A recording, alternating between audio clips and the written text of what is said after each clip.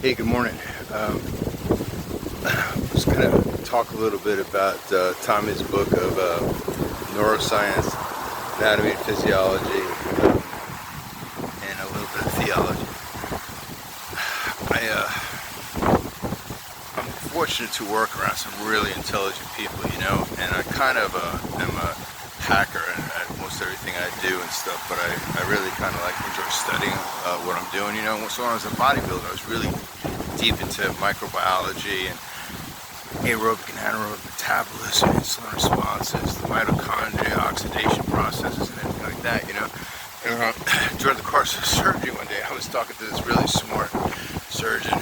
They're all smart, don't get me wrong, but, And anyway, so I'm asking about this topic, and he looks at me and he smiles and he goes, I don't know, And it just cracked me up, man. He's a guy with so much intelligence, and he's so easy for him to say, I don't know, And I thought that was one of the smartest things I ever heard. And then he followed that with this statement, and he said, education is what remains after you forget everything that you learned. And I was like, and I kind of I just stuck with me, and I'm like, and I thought about that, And so, process that, I realized that, in order to be, educated, it's an ongoing process, because there's some certain part of it that I forget whatever we learn, so I'm trying to keep that going. Anyway, I wanted to talk about how to train the brain, and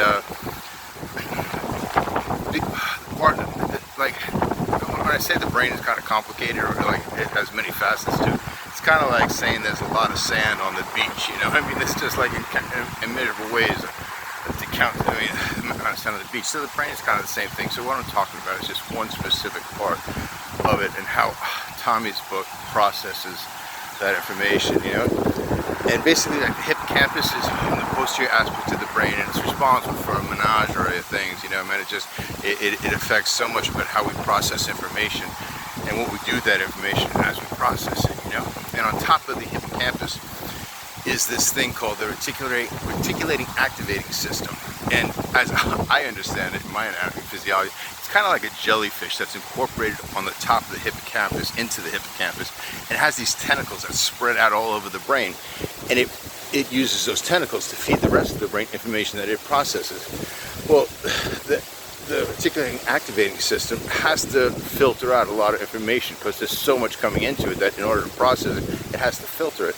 And we create those filters usually in our childhood. So the Richman Poorman syndrome is basically a process of the articulating activating system, because it learns the neurogenesis of that part of the anatomy of the brain takes place in our childhood. So the things that we learn as far as how to be successful or how to be a failure, which a lot of us, are faced with, are directly correlated a lot of times to that part of the anatomy.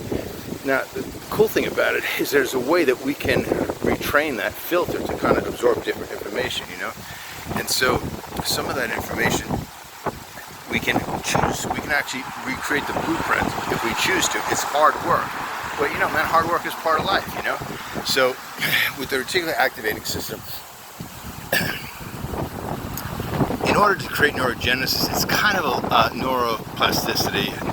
Neuroplasticity is just the process of creating new neural pathways. In order to create new neural pathways, we need to, it's kind of symbolic with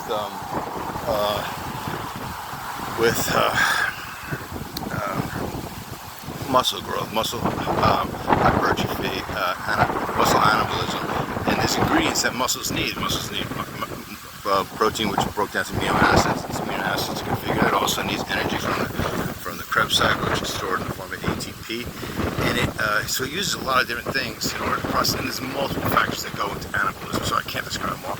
But anyway, so the reticular activating system in the hippocampus, it uses things called neurotransmitters and neuromodulators, and a lot of those neurotransmitters and neuromodulators are released during exercise.